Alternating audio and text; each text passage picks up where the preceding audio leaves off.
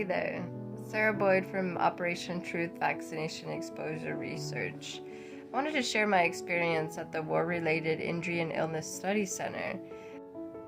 On the third day, I saw an environmental exposure specialist as well as a WRIISC evaluation specialist. The environmental exposure specialist was a doctor and also a colonel in the Air Force. So she understood what it was like to be a veteran, also a professor at Stanford.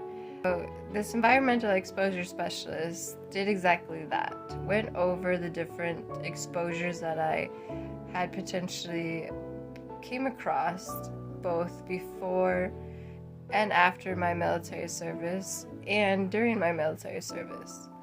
So the main thing that, of course, we spoke about was vaccine injury and the potential for vaccine injury.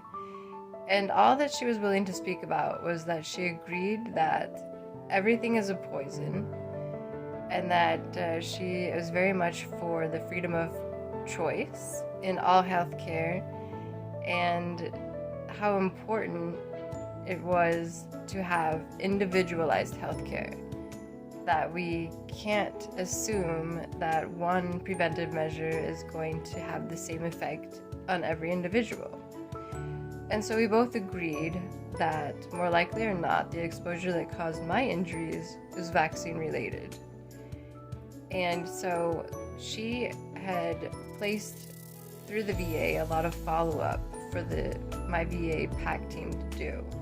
I have not yet seen an endocrine specialist, so she felt that it was very important that I see an endocrine specialist to continue testing to figure out if I possibly had Addison's disease, which causes a low blood pressure due to a adrenal gland issue, and then do a further workup through another neurological and rheumatological workup through their specialists, either outside of the VA or here at the Michigan VA team. And so what's great about the WRIISC evaluation team is that they will take all of this data and information that their evaluation system has put together for you and forward it to your PAC team. And from there, your PAC team will determine what would be best for further evaluation, testing, and therapies. And so the second individual I saw on day 3 was a WRIISC evaluation specialist. And it was a very lengthy appointment, one of the longest I had all week.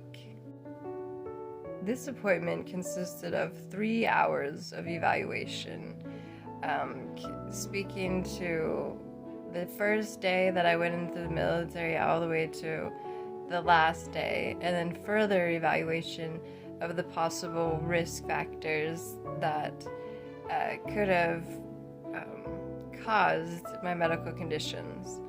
And so the first thing we started talking about was the COVID vaccine and the injuries that he had been seeing as a result of that COVID vaccine. When I continued to speak to him about what occurred in my case, I spoke to how it affected the lymphatic system first, and how within 30 to 60 days of my first inoculation series in basic training, I had a large amount of edema or swelling in my lower legs. And at first they thought it was just tibial tendon dysfunction in both of my ankles, but it was later determined that it was lymphedema. And so the WRIISC evaluation specialist decided that potentially that is where the vaccine injury started. It started in the lymphatic system, causing damage to the lymph nodes and further damage to the rest of every body system, as we have seen through the pattern of behavior that is my case file. And so he believes that the vaccine injury started in the lymphatic system and then continued injuring crucial neurons that could have possibly caused the dysautonomia or autonomic neuropathy and several other reactions. Although it was a week-long worth of evaluation, the first 3 days is really where we did the majority of the evaluation process.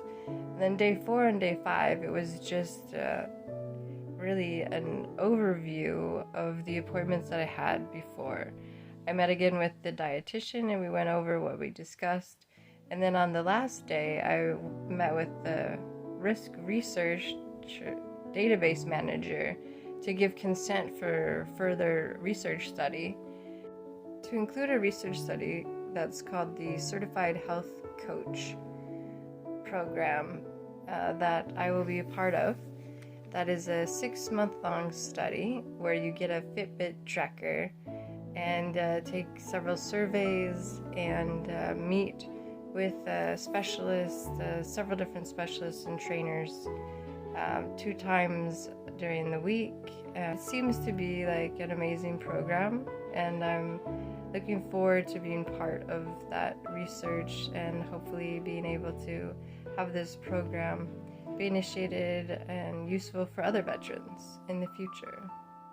The best thing about this War-Related Injury and Illness Study Center evaluation is that it seemed to validate my concerns of vaccine injury.